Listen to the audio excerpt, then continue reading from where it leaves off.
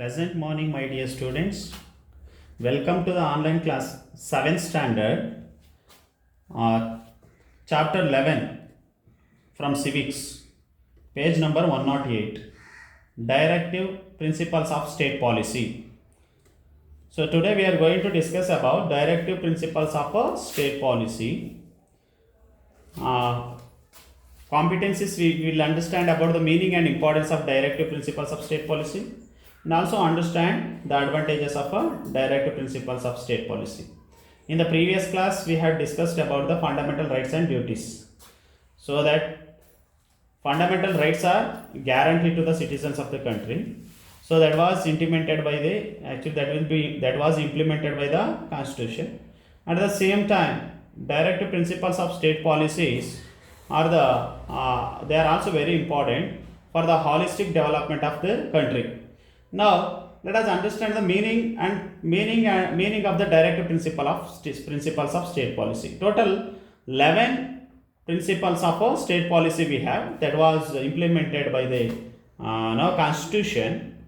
Okay, so what is directive principles of state policy? If we understand, the constitution has directed the state to follow some principles in order to achieve the ideal welfare of the state.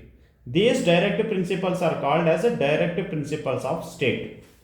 It is for the benefit of the state as well as to the central government. Some guidelines are given by the constitution, so they are called directive principles of state policies. Okay, so these are very important. So the government are expected to keep these principles for the administration purpose as well as for the holistic development of the country. Now let us understand about the importance of the directive principles of state policy, how it is useful or how it is very important. The directive principles of state policy are the directions given to the central as well as to the state government. So they are very important by formulating and implementing the policies. Okay, so how it will be, the directive principles of the state policy are important to achieve freedom, equality, brotherhood. So that is the main ambition of these directive principles of a state policy. So they wanted to maintain freedom, equality, brotherhood and welfare state. So now total 11 principles are given by the constitution. So they are called directive principles. So now what are they have given? They have given first social justice. To achieve public welfare, providing social, economic and political justice to the citizens. That is called social justice. And also I will explain keenly about social justice. And social justice to the weaker sections. So there should not be any discrimination there. So even the government will help to the weaker section, especially whenever there will be economic exploitation. They aid help. Example, providing education. Okay, so these are some of the social justice. And at the same time, women and child welfare. When we take women and child welfare, again there should not be any discrimination. Equal wages for both men and women will be given, and maternity leave will be provided for the women, and for the children especially compulsory education as now as fixed by the government, and up to the age of 6 to 14 compulsory education, and some of the nutrition food also provided for the children. Okay, so healthy food. So these are some of the scheme of this directive principle of state policy. And labor welfare. So when we take labor welfare, looking after welfare of labor, right to work and minimum wages should be given to the labor. At the same time, they also able to participate in the any administration system. Minimum wages will be fixed for the laborers. Okay, in order to look after the welfare of the labor, and aid to the helpless. Government also provided especially for the aged patients and for the unemployed to live. Especially we are not supposed to question them. So those who are aged, actually, so we need to help them. Next example, you can see that aid to the helpless, even government has started some of the scheme, especially they are getting pension, okay, at the age of 65. One who cross at the age of 65, they are going to get some pension. So through that we can understand, yes, this directive principle of state policy is really working out. And now, and also we'll understand about the uniform code of law to all. Okay, to enforce uniform code, it means we are living in, we are being a citizens of the country. Every people of the country will get justice. There should not be any inequality, and there should be, everyone must get the equal rights.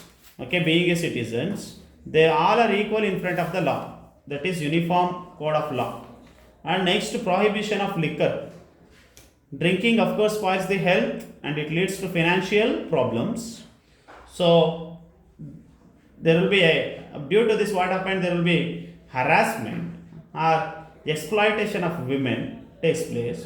So in the family, of course, therefore the constitution directed as the government to enforce the prohibition of liquor. Drinking spoils health, it leads to financial problems, and also exploitation of the women is the main reasons for the prohibition of liquor. And next, agriculture and association of animal husbandry. The state government also provide, okay, or it helps to the agriculture, especially modern and scientific method of agriculture, and agricultural tools are provided to the farmers. Okay, some of the machines are used, okay, in order to in order to grow the crops, and also for all the processes. So next is about environment. So protection of environment and wildlife protection is very important. So we also must avoid pollution, and also pollution of industries and mines, and protect wildlife is very important in the environment. And 10th one, protection of historical monuments. Historical monuments are very important because they protect the culture, and it also depict the life of religions, culture, as well as art and architecture. So that's why they are very, very important. They are our rich cultural heritage. It is all our duty to protect the heritages. Next, international peace and security. So in order to maintain the peace, we should have harmony among the nations.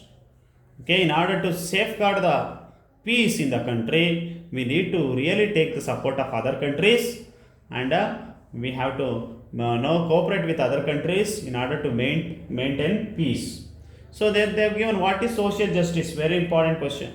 Protection of all the people without discrimination based on the caste, religion, gender, language, color, region of status. This all known as, everyone are equal. This all known as social justice. Next, the constitution also gives certain advisors. Okay, advisories. Okay, some advisors. Okay, so sometimes we are not supposed to question some of the rules which was directed by the constitution. So example, we can say that they are given, the central government and several other state government could not enforce prohibition of liquor for the last six decades. No one can question in this court of law. So like that, some of them we are not supposed to question.